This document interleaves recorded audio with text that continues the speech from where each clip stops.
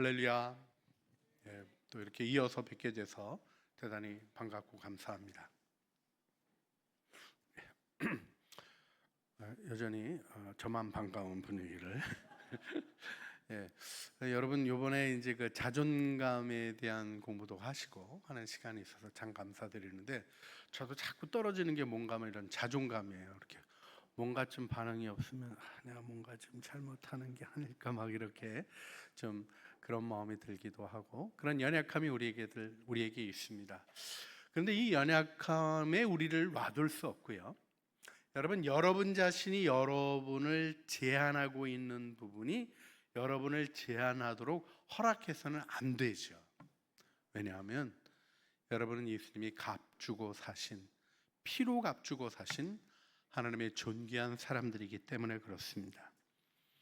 그래서 우리가 오늘 예배를 다시 한번 생각해 보기를 원합니다. 여러분 이제 수련회 가면 말씀, 기도, 찬양 이런 일에 대한 중심적인 부분을 잘 세워가는 시간을 하게 될 것입니다. 말기찬의 핵심이 뭐냐면 말씀 듣고 기도하고 찬양하고, 할렐루야. 잘 하실 줄로 믿습니다.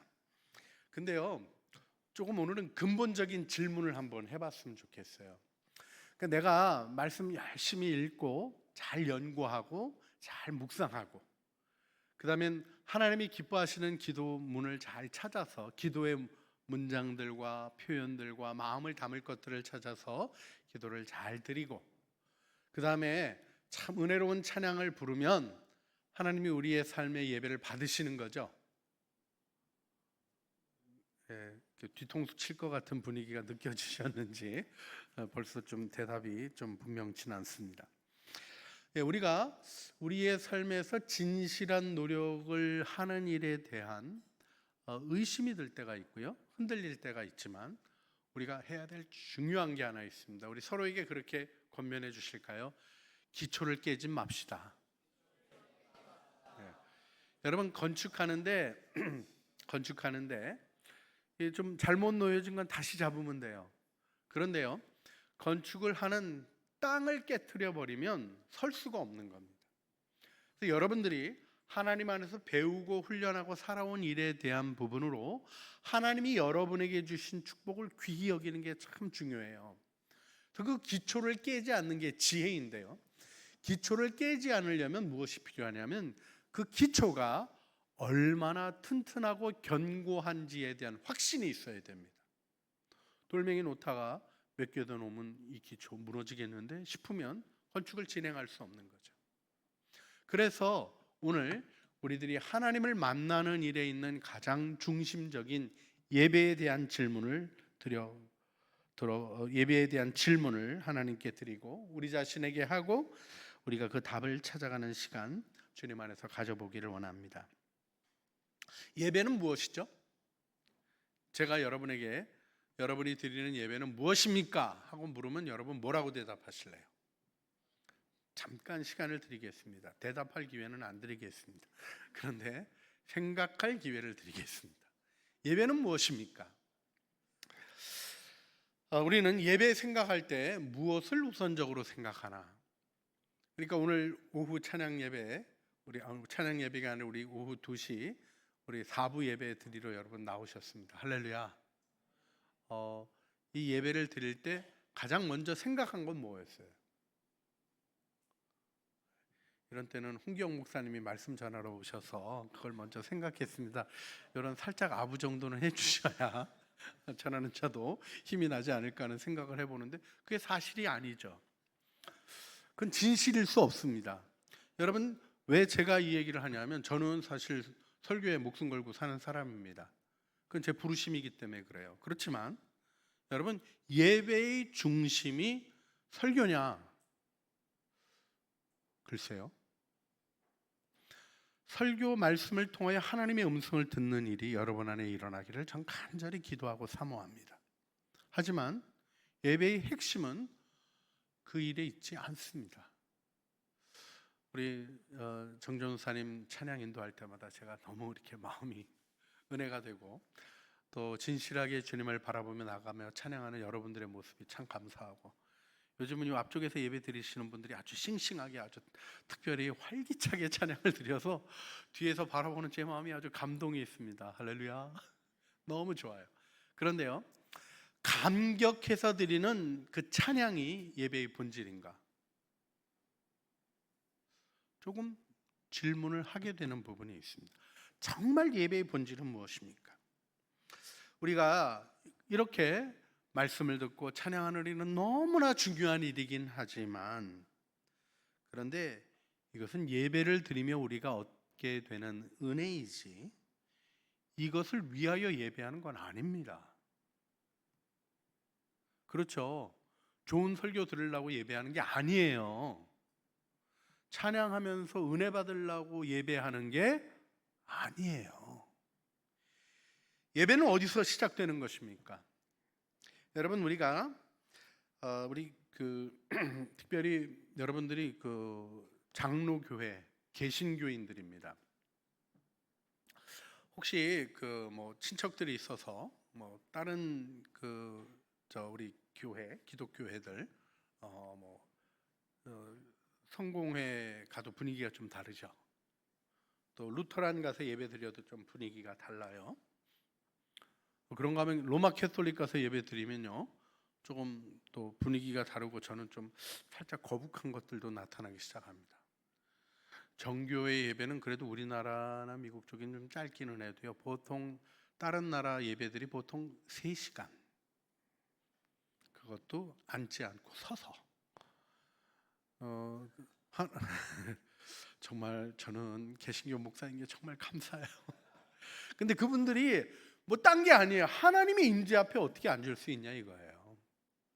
사실은 그렇게 예배하는 예배의 모습들 속에 가장 중요하게 자리 잡고 있는 것이 이 예배에 하나님이 임하신다는 믿음입니다. 여러분, 우리가 하나님이 오시기 때문에 예배하는 거지 우리 예배로 하나님을 불러내는 게 아니에요. 종교 행위를 통하여 하나님을 불러내는 것은 무당들이나 하는 일입니다.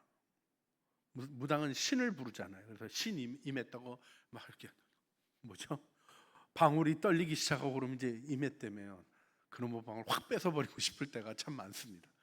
그리고 사실은 무당들 굿할 때 가면요, 예수 믿는 사람들 제발 좀 가달라고 신령한 무당들은 요청을 합니다. 아주 굿에 방해가 되니까. 그런데요, 우리들이 하나님 앞에 예배 드릴 때 있어서 세상 사람들이 굿할 때는요, 신이 임하는 시간을 기다리거든요. 그리고 신이 임했다고 생각하기 때문에 그 굿이 신명나는 겁니다. 근데 우리는 그렇지 않은 때가 많은 것 같아요. 저 자신의 반추입니다. 하나님이 임하시는 것을 우리가 어떻게 경험하고 있습니까? 여러분, 이 예배 가운데 하나님을 만나고 계십니까? 할렐루야. 이때는 아멘 안 하면 안 되는 거예요. 왜냐하면 그건 하나님의 약속이기 때문에. 그런데요, 그런 약속이 있는 것과 그 약속을 내 삶의 경험으로 가져와 체험한 게 다르죠. 여러분, 이 예배가 여러분 안에 있는 살아있는 체험이 되는가는 집요하게 물어보셔야 됩니다. 그 은혜가 여러분 안에 살아있게 될 때 여러분 자연스럽게 예배자가 되는 것입니다. 하나님 앞에 나아가는 자가 되는 것이죠. 그래서 우리는 예배를 이렇게 정의해 볼 수 있습니다. 예배는 죄인이 오직 그리스도의 속죄의 사역으로 하나님 앞에 담대히 나아가 그분의 임재 안에서 하나님을 알아보고 믿음으로 응답하며 전 전제를 드려 하나님을 기쁘시게 하는 언약적 만남이다, 이렇게 정의를 해 보았습니다. 예배는 감정을 일으키는 시간이 아니고 정보를 얻는 시간이 아닙니다. 보이지 않는 하나님 앞에 믿음으로 서는 시간이죠. 그래서 오늘 히브리서 11장이 굉장히 중요합니다. 히브리서 11장은 바로 믿음으로 예배했던 예배자들의 이야기이기 때문입니다. 아벨은 믿음으로 예배를 드립니다. 에녹은 하나님과 동행하는 삶이 예배임을 보여줍니다. 노아는 세상과는 다른 방식으로 하나님을 경외하며 예배자의 모습이 무엇인지 알려줍니다. 아브라함은 하나님의 부르심에 순종해서 예배자로 살아갑니다. 자, 그래서 여러분에게 질문하고 싶습니다. 오늘 이 시간 여러분은 과연 예배에 들어와 계십니까? 단지 몸을 예배당에 두고 목소리를 내고 있는 자인지, 아니면 하나님의 임재 속에 하나님을 찬양하는 예배 가운데로 들어가고 있는지를 물으셔야 합니다. 그게 어떻게 차이 나는 거냐? 세세한 어떤 표준이나 시금석 같은 것들을 달라 이렇게 얘기하면 사실 잘 못하겠어요. 왜냐하면 겉으로 보는 거는 할 수 있는 게 아니기 때문에 그래요. 쉽게 판단하는 것으로 내가 예배를 드렸냐 안 드렸냐를 생각할 수 없는 것이기 때문에 그래요. 또 그런가 하면 내가 뭔가 부족한 상태에 있고 연약한 상태라고 해서 예배가 아니냐, 그것도 아닌 것 같아요. 예배를 구성하는 것은 하나님에 의해서 이루어지는 일이기 때문입니다. 이때 우리는 히브리서 11장 1절로부터 10절까지의 말씀 속에 들어가서 히브리서 11장이 말하는 예배의 본질이 무엇인가를 조금 더 쳐다보기를 원합니다. 여기 믿음의 정의가 나오고 있습니다. 믿음은 바라는 것들의 실상이요 보지 못하는 것들의 증거니 선진들이 이로써 증거를 얻었느니라. 믿음으로 모든 세계가 하나님의 말씀으로 지어진 줄을 우리가 아나니 보이는 것은 나타난 것으로 말미암아 된 것이 아니니라, 이렇게 얘기하고 있어요. 이 앞부분의 얘기가 굉장히 모호한 얘기인 것 같지만 신앙에 대한 중요한 설명입니다. 자, 믿음이 바라는 것들의 실상이다 라는 말은 무슨 뜻입니까? 여러분, 믿음을 가지게 되면 바라는 것이 실상이 되어진다. 이 실상이라는 말이 그 헬라어로 휘포스타시스라는 말인데, 예수님이 위격을 표현할 때도 이 표현을 쓰기는 합니다만 원래 휘포스타시스라는 이 단어가 부동산 물건을 표현하는 단어입니다. 제가 우리 교회가 앞에 이렇게 주택들 4개를 가지고 있죠, 그죠? 그 부동산 물건들, 그 사랑관, 그 창조교회 건물이죠. 딱 보면 알게 되는 그걸 실상이라는 말로 표현하는 거예요. 하나님이 보이지 않지만 임재가 실상이 된다는 것은 하나님의 임재가 나에게 있어서 내가 눈으로 보고 판단하는 것 넘어서서 너무나 확실하게 내게 있는 분명한 것이 되어진다는 것이죠. 여기서 우리는 분명한 것에 대한 현대적 오해를 가지고 있습니다. 그건 뭐냐면 우리는 과학 공부를 해서 실제하고 확실한 거는 실험을 통하여 확인한 것이다 라는 공부를 쭉 해와 가지고요, 하나님이 도무지 이렇게 확인이 안 되시잖아요. 여러분, 주님의 음성이 녹음이 됩니까? 내가 너무 생생한 주님의 음성을 들었는데 놓치지 말아야지 하고 딱 녹음하면 녹음이 돼야 안 돼요? 녹음이 되면 누가 딴소리 한 겁니다. 하나님이 영이신데 녹음이 된다는 것은 영이 아니라는 얘기죠. 영이라는 건 뭡니까? 물질의 세계, 물리학적인 것으로 설명할 수 있는 무언가, 양자 물리학까지 포함해 가지고요, 그것들로 설명할 수 있는 것으로 표현될 수 있는 분이 아니신 분이 하나님이시죠. 근데요, 그분이 내가 물질적인 것을 확인하는 과학 실험으로 알고 있는 것보다 분명하지 않다? 그건 아니죠. 여러분, 하나님은 과학적 사실보다 더 분명하신 분이십니다. 그걸 생각을 하시냐 이거예요. 믿음을 가지게 되면 그게 실상이 된다고 얘기합니다.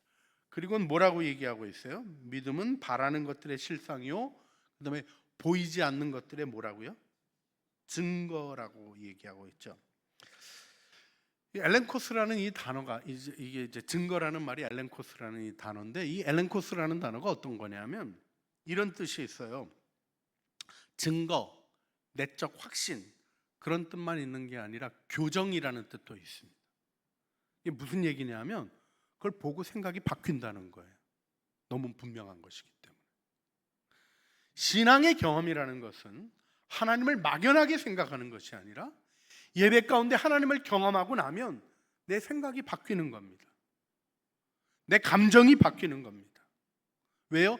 명확한 증거를 보았기 때문에. 뭐 그거 안 믿어져? 말이 되냐 그랬다가 말 되네? 하는 확실한 증거로 다가오는 일이 믿음의 역사라는 거예요.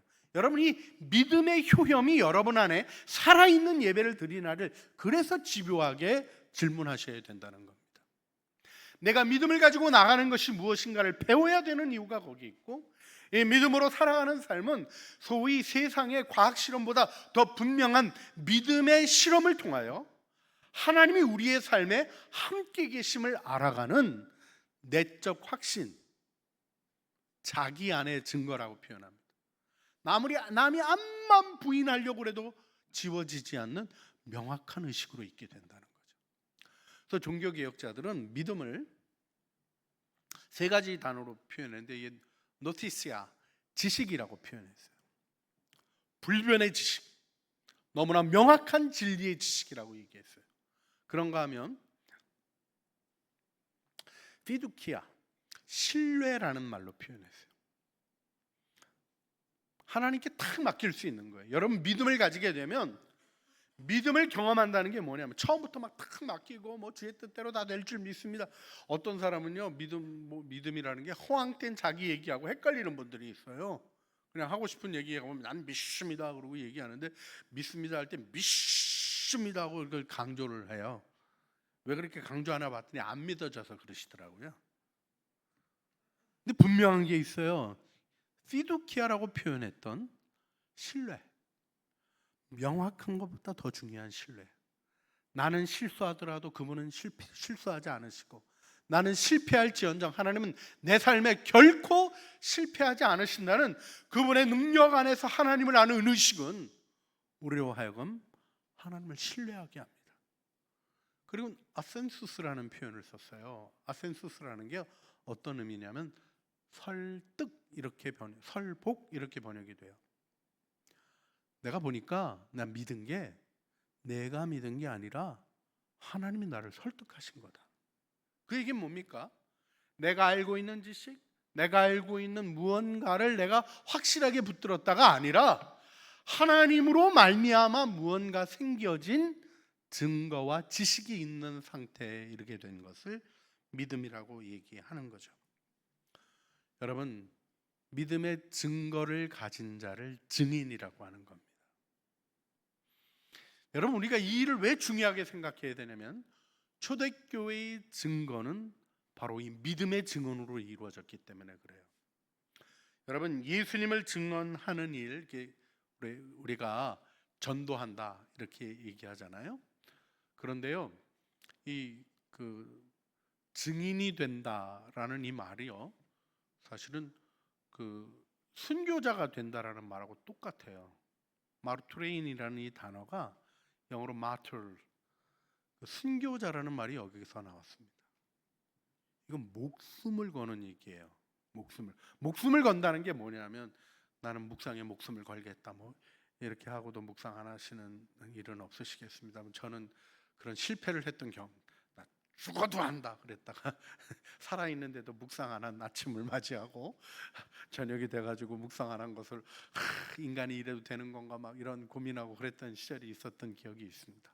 부끄러운 얘기를 하게 돼서 좀 죄송합니다만은, 우리들은 근데요 중요한 게 뭐냐면 그 확신이라는 거가요, 나의 실패로 깨지지 않는 걸 얘기하는 거예요. 나의 연약함으로 놓지 않게 되는 걸 얘기해요. 왜요? 하나님을 경험했기 때문에. 여러분, 이 예배에서 여러분이 날마다 주님 앞에 드리는 예배 속에서 특별히 우리가 함께 우리 이음 공동체가 드리는 하나님 앞에 함께 찬양하고 말씀을 듣는 이 시간을 통하여 하나님께로부터 증거를 세워가시는 믿음의 식구들이 되시기를 주님의 이름으로 축원합니다. 여기 하나님은 믿음이 없이는 기쁘시게 하지 못한다는 6절의 중요한 말씀이 나와요.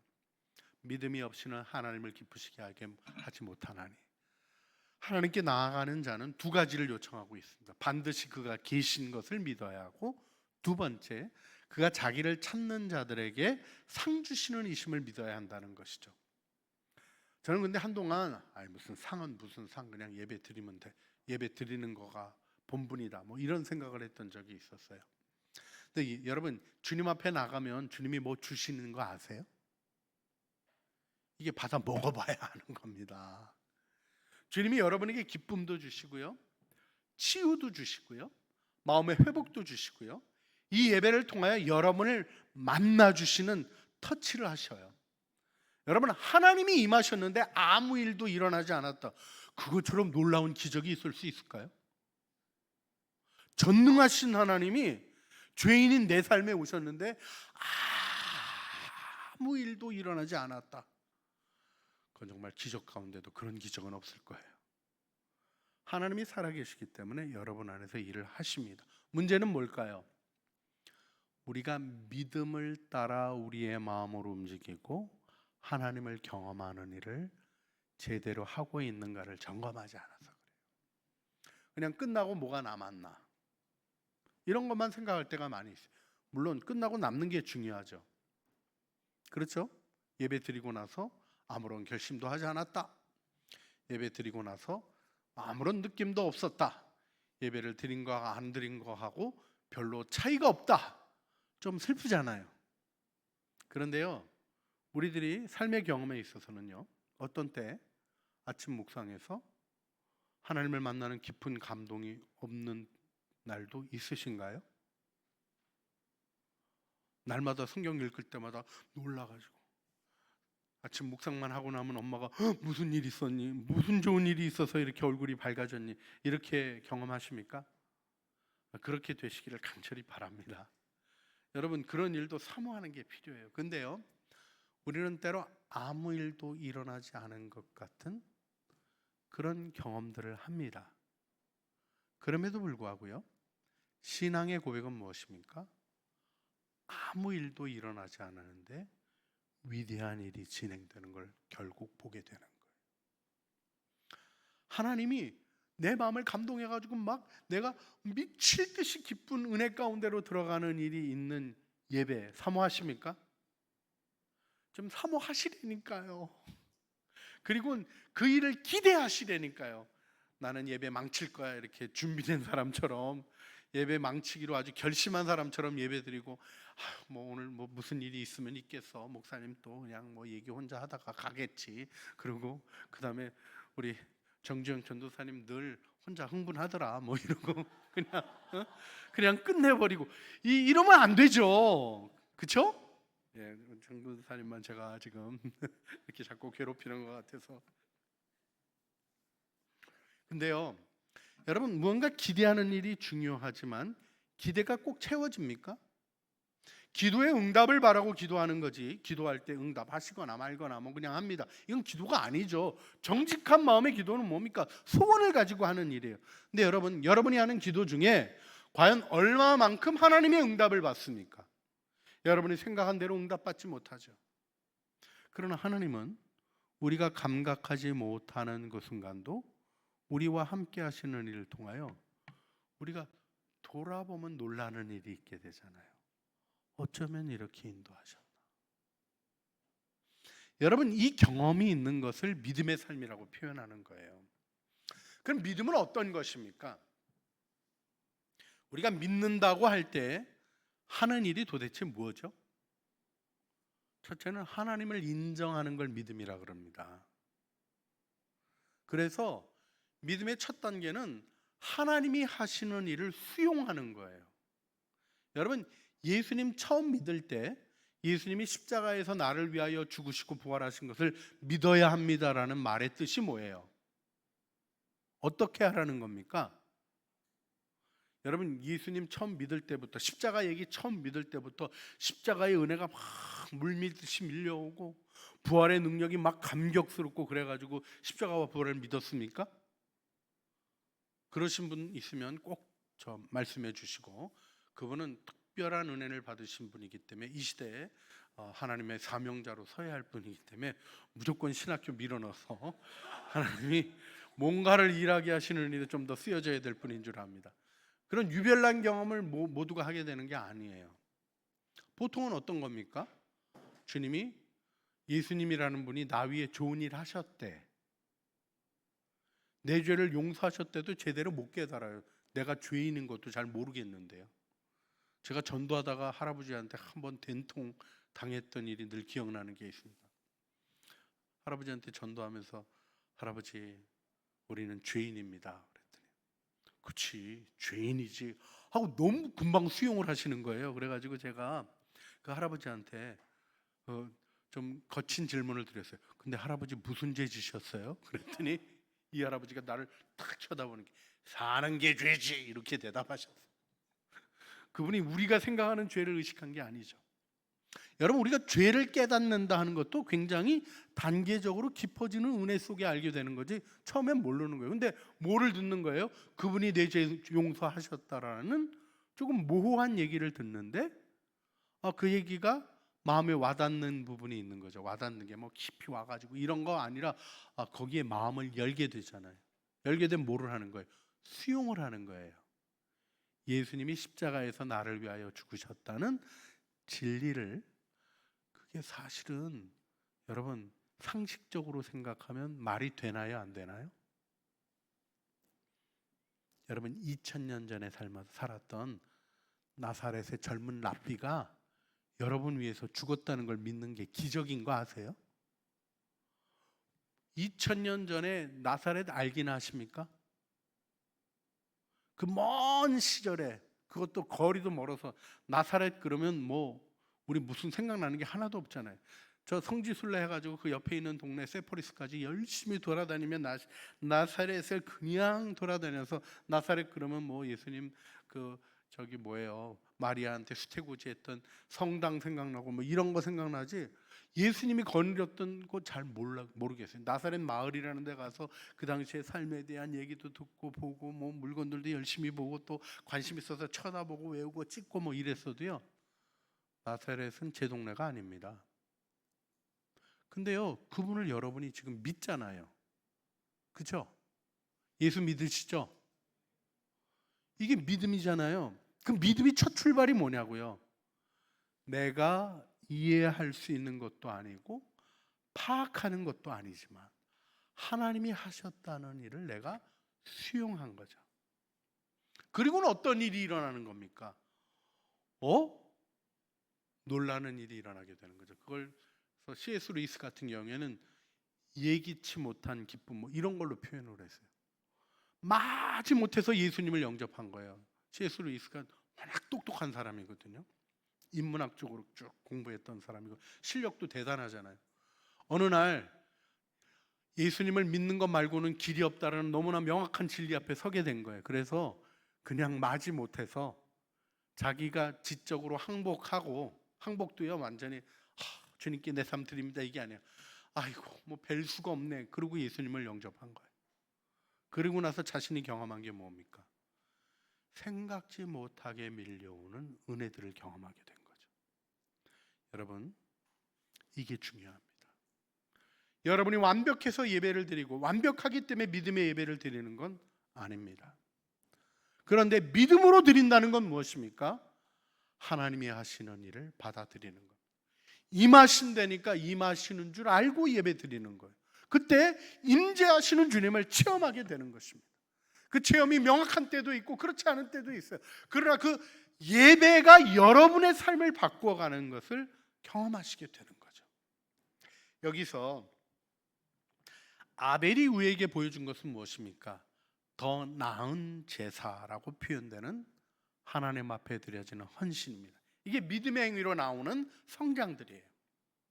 여러분 하나님이 예배를 받으시는 줄 알면 여러분이 하나님 앞에 어떻게 나아가야 할지 여러분이 준비해야 되는 거죠. 맞죠? 할렐루야. 그러니까 예배 드릴 때 헌금 준비해야 돼요? 와가지고 호주머니 뒤져서 헌금해야 돼요? 준비해야 되는 거예요. 하나님을 만날 준비를 하는 거죠. 더 나은 제사라는 말에 표현된 게 뭡니까? 제물의 질에 대한 얘기가 아니죠. 그렇죠? 아벨은 양을 드리고 가인은 곡식으로 제사를 드렸어요. 그러니까 곡식의 제사는 안 받으시고 양의 피의 제사를 받으신다 이렇게 설명하시는 것도 저도 들었던 기억이 있는데 아니죠. 곡식을 곱게 빻아서 드리는 소재도 있잖아요. 근데 중요한 게 있어요. 양도 죽이고 곡식도 빻아서 드려요. 이게 뭡니까? 해체되는 거예요. 우리가 번제가 하나님과의 언약적인 관계를 확인하는 기본이라고 얘기하는 게 우리 자신의 것을 유지하고 내 욕심과 내 생각을 그대로 가지고 있는 채로 예배하는 게 아니라 나를 드립니다 하는 고백 속에서 예배를 드리는 거죠. 여러분 오늘 말씀 듣기 전에 성경 봉독하기 전에 우리 같이 선창하시고 고백했던 게 뭡니까? 말씀하소서 여호와여. 그 다음에 뭐라 그러셨어요? 온 맘 다하여 듣겠나이다. 지금 졸고 계신 분들 깨세요. 온 맘 다하여 듣는 게 아닙니다. 주시는 분이 없는 것 같네요. 할렐루야. 제 눈이 좀 졸린 것 같습니다. 온 맘 다하여 듣겠나이다 하는 것으로 표현되어지는 더 나은 제사라는 표현에 담겨있는 헌신이 담기는 게 믿음의 예배인 거예요. 그냥 몸만 오는 걸 예배라고 하지 않습니다. 여러분이 이곳에 움직여 온 것도 하나님의 은혜예요. 하나님이 오라고 열어주시니까 온 거 아니겠어요? 그러나 믿음의 예배를 드린다는 것은 무엇입니까? 주님, 내 시간을 드리고 내가 주님 앞에 예물을 드리고 하나님 앞에 제가 제사를 드립니다 하는 헌신이 있어야 되는 거죠. 그게 믿음의 예배입니다. 그 헌신 속에서 우리가 피곤하고 힘들 때에도 다시 한번 일어나서 그렇습니다. 내가 정말 힘이 풀리고 다리가 풀려도 주님을 예배하는데 내 이 힘이라도 내 다리의 힘이라도 주님께 드리겠습니다 하고 서서 예배 드리는 거하고 뭐 다 하실 테니까 하고 누워서 예배 드리는 거하고 같을 수가 없는 거죠. 여러분 집에서 유튜브로 예배 드릴 때 제일 심각해지는 게 뭐죠? 자세가 점점 무게중심이 내려가는 쪽으로 간다. 무게중심이 점점 서서히 내려가서 자꾸 편해지고 싶어지는 거죠. 여러분 예배에는 더 나은 제사라는 표현을 주목해야 되는 부분이 있습니다. 제물의 종류가 아니라 하나님이 받으심직한 나의 헌신이 담겨 있어야 된다는 거죠. 그 다음에 믿음의 예배는 결국 그래서 무엇으로 나타납니까? 에녹이 드린 예배의 모습으로 나타납니다. 그 예배는 무엇이었어요? 하나님과 동행함으로 죽음을 보지 않고 옮겼다. 이 죽음을 보지 않고라는 말의 핵심적인 부분은 단절을 경험하지 않았다는 거예요. 그는 그의 삶에서 하나님과의 연결이 일관되었었다는 것이죠. 자, 우리가 다 잘 아는 말이 있어요. 삶에서의 예배를 드려야 한다. 그런데요, 삶에서의 예배를 드린다는 게 뭡니까? 예배를 드리고 문을 나가서 돌아갈 때 여러분이 하나님 안녕히 계세요 하고 가면 삶의 예배가 아닌 거죠. 이 예배에 오신 주님 손 붙잡고 갑니다 하고 동행하는 거예요. 근데요, 동행이라는 게 그렇잖아요. 우리 최건농 목사님 전도 많이 하신 분이셔요. 자그마치 교회를 100곳이나 넘게 개척을 하셨어요. 제가 신학진함에서 읽었던 거가 90 몇 개 하셨다고, 좀 더 기도하면 우리 최건동 목사님이 100개 처소교회 개척하실 것 같다고 뭐 그런 기록까지 봤어요. 와, 대단하죠. 교회를 10군데도 아니고 100군데를 개척을 하셨어요. 근데 이분에게 있는 중요한 게 뭐냐면, 우리 유명한 얘기는 예수천당 불신지옥인데요. 그것도 그런 거예요. 여기까지 예수천당 불신지옥이 차 있는 거예요. 일본 경찰들이 끌고 가가지고 한 대 때리면 예수천당, 또 한 번 때리면 불신지옥, 막 때리면 예수천당 불신지옥, 예수천당 불신지옥 이렇게 나오시는 거예요. 왜? 그리고 본인이 그렇게 표현했어요. 정말 진실한 마음. 난 여기까지 꽉 차 있는 게 예수천당 불신지옥이라 건들면 그 얘기밖에 나올 게 없다. 그래서 경찰들이 건드는 걸 그만뒀죠. 근데 그분이 우리에게 보여주셨던 삶이 뭡니까? 주님의 손을 붙잡고 다니셨어요. 그리고 그걸 자신의 삶에서 의식화한 거예요. 또 논두렁 걸을 때, 여러분 논두렁 걸을 때 논뚝길이 있고 논길이 있잖아요. 어디로 걸어야 돼요? 논뚝길로 걸어야 되잖아요. 근데 이 논으로 걸으시는 거예요. 손 붙잡고. 왜 글로 다니시냐면 예수님이 논두길 걸으시고 나는 논으로 걸어. 좀 바보 같지 않아요? 좀 이상한 것 같지 않아요? 그런데 명확한 게 하나 있죠. 그분은 예수님을 실제로 의식하는 삶의 훈련을 하신 거예요. 그래서 주님 놓치면 다시 손 붙잡을 때까지 멈춰 서는 거죠. 제가 언젠가 그런 예를 들었더니 어떤 교인이 잘못된 의식이라고 가르쳐 주셨어요.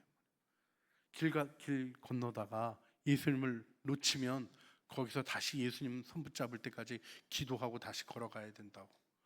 그랬더니 그런 건 공공질서를 위반하는 심각한 행위입니다. 그렇게 알려주셔서 아 그렇구나 이렇게 깨달은 거는 있어요. 근데요, 공공질서가 중요합니까? 주님과의 동행이 중요합니까는 내 마음의 질문으로 분명한 거예요. 물론 건너가서 거기서 기도할 수 있죠. 그러나 내가 간절함으로 그분과 동행하는 의식을 점점 귀하게 세워낸다면 동행은 여러분을 보호하는 하나님의 강력한 보호 조치입니다. 그래서 동행이 예배가 될 때 하나님의 임재가 능력이 되는 경험을 하는 거죠. 여러분, 우리가 주님과 동행하면서 죄를 지을 수 있습니까? 없습니까? 없다니까요. 매번 강조해 드리지만 예수님을 지우고 죄를 짓고 눈 감고 죄를 짓고 예수님 손 놓고 죄를 짓는 거지 예수님 딱 붙잡고 있는 의식으로 죄를 지을 수 있어요? 없어요? 죄 짓기가 어려워요. 여러분, 이런 것이 신앙의 훈련입니다. 내가 어떻게 해가지고 내 힘으로 뭐 죄를 이겨보겠다고 해가지고 노력해가지고 맨날 넘어지죠. 넘어진 얘기밖에 있을 수 없습니다. 그러나 하나님을 의식하는 일에 대한 부분이 삶의 예배로 동행이라는 주제로 나타나기 시작할 때 우리는 주님의 은혜를 강력하게 경험하게 되는 거죠. 그래서 그 동행의 의식이 모호해지도록 하는 사단의 공격이 뭐냐면 잠자는 상태가 되게 하는 거예요. 깨어 있을 때나 잘 때나 똑같은 것 같은 모호한 의식으로 우리를 끌고 가서 꿈꾸듯이 살게 하는 것이죠. 여러분, 꿈꾸는 좋은 꿈이 있고요, 몽롱하게 살아가는 삶이 있습니다. 믿음으로 예배 드린다는 것은 주님과 동행하는 삶으로 죽음을 보지 않고 옮겨왔다고 얘기하는 것처럼 하나님과의 관계와 만남의 깊이를 더해가는 노력 속에 있는 실질적인 행위를 얘기하는 것입니다. 믿음으로 노아는 방주를 예비했습니다. 그래서 하나님을 아는 사람은 세상의 일과는 다른 일에 대한 명령을 받을 수 있는 사람이 되는 거예요. 여러분, 우리가 방주 준비한 노예에 대해서 너무나 잘 알고 있고 들어서 그렇지만 그 당시 방주를 준비한다는 게 상식적이었습니까? 아니었다니까요. 여러분도 마찬가지잖아요. 이 시간 여러분 이렇게 나와서 예배 드리는 것이 여러분에게 좋겠습니까? 아니면 밥도 먹었겠다 잘 자는 게 건강에 좋겠습니까? 예배 드리는 게 건강에 좋은 줄로 저는 확신합니다. 할렐루야. 네, 이쪽 아멘, 이쪽에서 아무도 안 했어요. 그런데요, 정말 중요한 게 있어요. 뭐가 중요합니까? 하나님의 말씀이 오면 말씀은 순종하게 되는 거예요. 순종의 비밀은 있잖아요. 이해하는 데 있지 않습니다. 여러분, 이해한 것 갖고 살아가세요? 깨달은 것 갖고 살아가세요? 제가 보니까 아니요, 그런 사람 없어요. 뭘 깨달았다 그러는데 말만 그렇지 아주 다르게 살아가는 사람들 많이 봐요. 그런데요, 인격이 함께 하는데 한 말은 함부로 할 수가 없어요. 그렇죠? 같이 사는 엄마의 시달림, 그게 왜 시달림이 됩니까? 안 시달리는데 얘를 잘못 든 것 같아요. 근데 왜 시달림이 되냐면 그분이 삶의 현실로 있기 때문에 그렇죠. 그러니까 어떤 때는 아휴, 잔소리 안 들으려면 이거라도 해야지 하고 할 때가 있는 때가 있죠. 어쩔 수 없이라도 한다니까. 여러분, 하나님이 말씀하신 게 정말 하나님이라는 살아있는 존재가 나에게 하신 말씀이라고 내가 알고 있다면 불순종하기가 어려운 거예요. 그래서 세상과는 다른 이야기를 하셔도 가는 거죠. 어쩌면 그렇게 잘 나가던 분이 다 내려놓고 선교사로 가냐고요. 참나 원 공부를 그러면 차라리 그렇게 하지 말고 대충 하듯이 하지. 집안에 있는 돈 다 써가지고 그냥 부모님들의 헌신을 뼈 빠지게 공부를 해가지고는 갑자기 자기 혼자 헌신해가지고 선교사로 오지에 가가지고는요 그 사람 간 줄 사람들이 알지도 못하는 동네에 들어가서 있어요. 말이 됩니까 안 됩니까? 우리가 대충 교회 다녀서 요때 말 안 된다고 얘기했다가는 온갖 핍박을 받을 불안함이 있죠. 근데요 상식적으로는 아니잖아요. 근데 왜 그분은 그렇게 가는 겁니까? 이것이 노아가 방주를 만들었던 일에서 표현되고 있는 예배의 본질입니다. 예배에서 주님이 여러분에게 말씀하실 때 여러분은 그분의 음성을 듣게 됩니다. 그분이 나에게 하시는 말씀을 예배 때 들을 때 여러분은 그 말씀대로 살아가는 말씀의 능력을 경험하는 거예요. 자, 우리가 다시 한번 아브라함의 예배를 생각해 봅니다. 아브라함이 가는 곳마다 예배를 드렸어요. 부름을 받을 때 갈 바를 알지 못하고 나가는 순종을 이루었고요. 아브라함의 삶의 모습은요, 어디를 가든지 그곳에서 예배의 중심으로 시작했습니다. 그래서 중요하게 예배자에게 있는 믿음의 예배를 드리는 자에게 있는 중요한 특징은 내 삶의 중심에 예배를 두는가 하는 거예요. 예배로 시작하는가, 뭐 기도하고 시작했다, 밥 먹을 때 기도했냐 안 했냐 이런 차원의 얘기가 아니라 내 삶의 예배의 중심이 살아있는 삶을 사는가 하는 일에 대한 부분입니다. 여러분, 우리가 이 일에 대한 가르침은요, 지금 홍기영 목사가 지금 2025년에 갑자기 무언가 여러분에게 얘기하는 게 아니에요. 기독교 역사 속에 꾸준하게 가르쳐 왔던 부분입니다.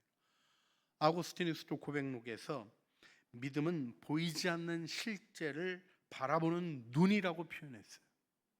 보이지 않는 실제를 바라보는 눈이라는 게 뭡니까? 그걸 보게 하는 것이라는 거죠.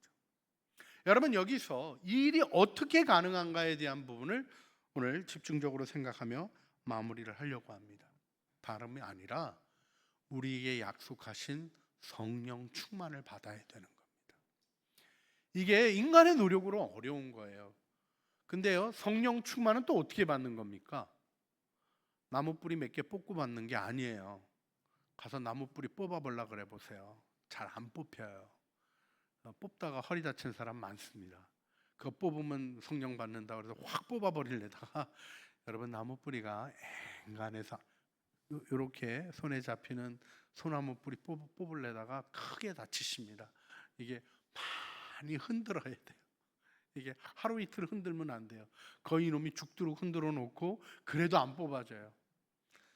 근데요, 왜 우리가 그런 이야기들 속에 신앙의 얘기를 하는가 하는 걸 기억하실 필요가 있습니다. 하나님을 경험하는 일이 우리의 삶을 이끌어간다는 이 믿음의 명백한 원칙 안에 나를 둬야 돼요. 그리고 그것으로 반추해야 됩니다. 그것을 의식하는 방식이 믿음의 방식이 있고 세상의 방식이 있어서 우리가 헛갈리고 잘못 깨달을 때도 있습니다. 그러나 핵심은 예배를 진행하시고 예배를 받으시고 예배의 결과를 주시는 분은 누구십니까? 하나님이십니다. 그분이 나의 예배를 받으시고 이 예배를 통하여 내게 은혜를 베푸심을 굳게 믿어야 되는 것입니다. 할렐루야. 성령을 받는 일도 마찬가지입니다. 여러분, 성령을 받았는지 안 받았는지 어떻게 알아요? 그게 뭐 몸이 떨었다, 뭐 공중으로 떴다, 뭐 이런 걸로 증명되는 게 아니라요. 그게 믿어졌는가로 확인하는 겁니다. 믿고 그 믿음을 받아들이며 성령이 내게 오셨습니다 고백하며 이미 와 계신 은혜를 발견해 가기 시작할 때 우리는 성령의 능력 안에 서게 되는 거죠. 지금도 여러분 하나님의 인도하심이 여러분에게 있는 거 아니겠어요? 자, 이 졸린 시간에 지금 똑같은 말만 계속하고 있는 목사의 설교를 들으시면서 여러분이 그래도 생각을 진행하고 계시죠? 그건 사람이 하는 일이 아닙니다. 하나님이 여러분에게 베풀어 주신 축복입니다. 뭔가 거부되고 듣기 힘들고 어렵게 느껴지는 그 마음조차도 여러분 이 자리에서 그 마음으로 주님을 바라보기 때문에 그러는 거지, 신경 딱 끄고 떠드시든지 말든지 이렇게 안 가고 계신 것도 하나님의 은혜라고 생각하지 않을 수 있을까요? 네, 여기서 우리가 믿음이 무엇인가를 다시 한번 기억해야 합니다. 믿음은 하나님의 말씀을 신뢰하는 것입니다. 그리고 굳게 버티는 거예요. 여러분, 공부는 머리로 합니까? 힙으로 합니까? 예? 정답이 힙이에요. 왜요? 도서관에 앉아있는 거가 공부 실력입니다. 머리 굴리는 것 같고 학문이 자라갈 것 같아요? 절대로 학위 못 받습니다. 학위 받는 사람들 누구냐면 딱 앉아가지고 의자에다 힙을 붙인 사람들이. 믿음은 어떻습니까? 믿음도 마찬가지예요. 믿음은 무릎을 꿇는 거라고 얘기를 합니다. 무릎 꿇고 하나님의 역사를 끝까지 기다리는 자가 믿음의 체험을 하는 거예요. 그 믿음을 가지셔야 합니다. 여러분이 예배를 드리며 계속 예배를 드리고 또 예배를 드리고 또 예배를 드릴 것입니다. 그러나 매번의 예배, 반복되는 예배, 있는 예배가 아니라 이 예배마다 나를 만나주시는 하나님이 내 삶을 만지시고 내 삶을 붙잡으시고 그분의 목적대로 세우실 것을 굳세게 믿는 게 믿음입니다. 저는 그렇게까지 표현해요. 믿음은 우기는 거다. 우리 입장에서는요, 우기는 거예요. 하나님이 하신대. 증거가 뭔데? 잘 모르겠어. 근데 하신대. 어떻게 아는데? 어떻게 알긴 하나님이 하신대. 끝까지 우기는 것입니다. 할렐루야. 옆에 있는 분에게 고백하시겠습니다. 저는 믿겠습니다. 그래요. 이 시간 우리가 그 마음으로 함께 주님 앞에 기도하기를 원합니다. 자, 우리 오늘 드린 말씀이 뭐 복잡한 얘기가 아니에요. 믿음으로 반응하자는 것이고, 믿음의 증거라고 얘기하는 엘렌코스, 내 마음을 바꾸게 하는 하나님의 증거를 체험하자는 것입니다. 이것이 조나단 에드워드가 얘기했던 신앙의 실험입니다. 여러분, 신앙의 실험을 통하여 하나님을 알아가기 시작할 때 세상의 실험이 증언하는 것보다 더 확실한 증거 안에 서게 되실 줄 믿습니다. 그래서 이 시간 우리 함께 주님 앞에 기도했으면 좋겠습니다. 하나님 앞에 믿음으로 예배하는 예배자 되게 하여 주시옵소서.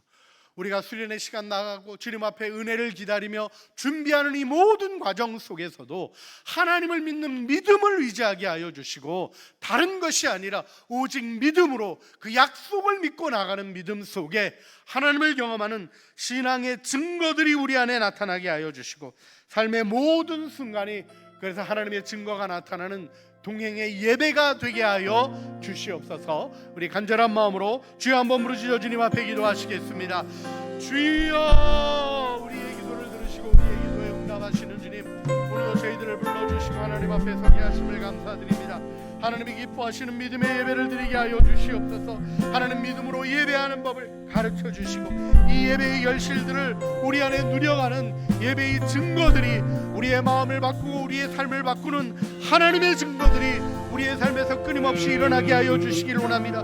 보이지 않지만 실제하시는 하나님의 임재를 믿음으로 바라보고 체험하게 하여 주시고, 아벨처럼 믿음으로 하나님 앞에 헌신하여 드림이 있게 하여 주시고, 에녹처럼 동행하는 삶에 아름다운 하나님 기쁨이 있게 하여 주시고, 노아처럼 주님의 음성을 들었기에 순종하는 경외함이 있게 하여 주시고, 아브라함처럼 가는 곳마다 예배의 중심을 세워가는 예배자의 길을 걷게 하여 주시옵소서. 우리의 길을 인도하시고 하나님의 뜻 안에 세워 주시옵소서.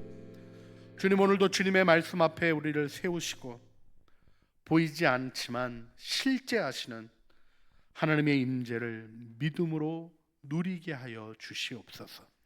우리의 마음과 의식을 넘어서서 믿음으로 하나님을 신뢰하고 굳게 붙잡게 하여 주시며, 믿음의 증거 체험하게 하여 주시고, 믿음이 가져오는 변화를 경험하는 예배의 증인들 되게 하여 주시옵소서. 단지 한 시간의 감동이 아니라 하나님을 향한 온전한 응답이 삶에서 이어지게 하여 주시고, 삶의 증언들이 우리로 증인으로 세우는 영광 가운데 서게 하여 주시옵소서. 우리 구주 예수 그리스도의 이름으로 기도합니다. 아멘.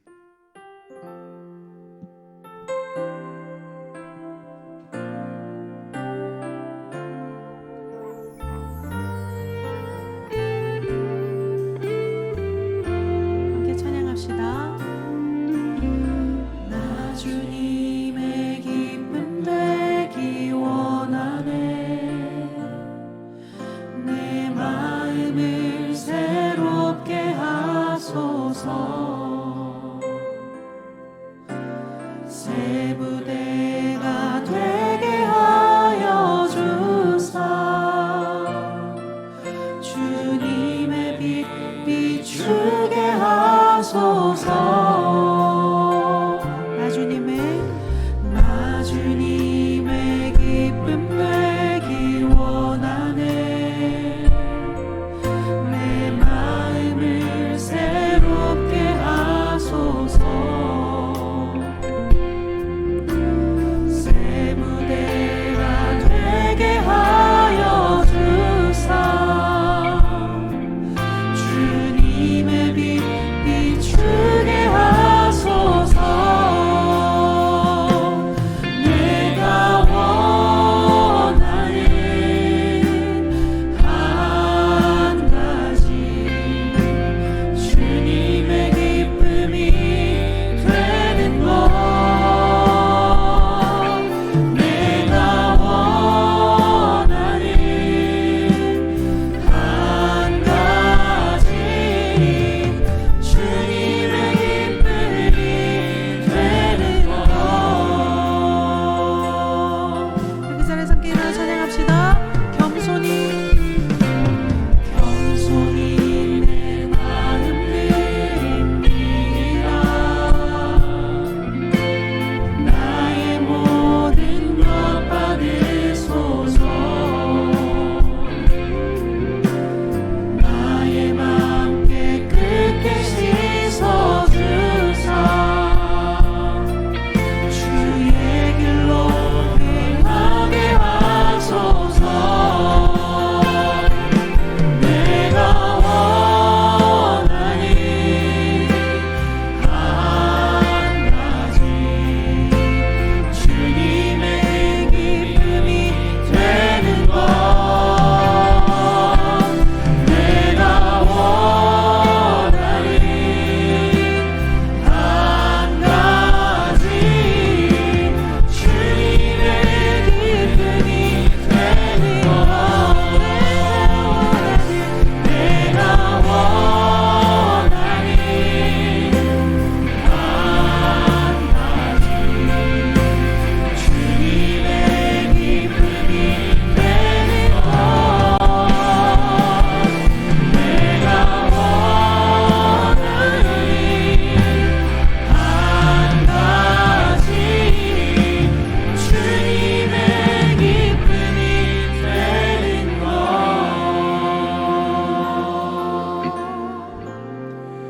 믿음이 없이는 하나님을 기쁘시게 하지 못하나니 하나님께 나아가는 자는 반드시 그가 계신 것과 그가 또한 자기를 찾는 자들에게 상 주시는 이심을 믿어야 할지니라.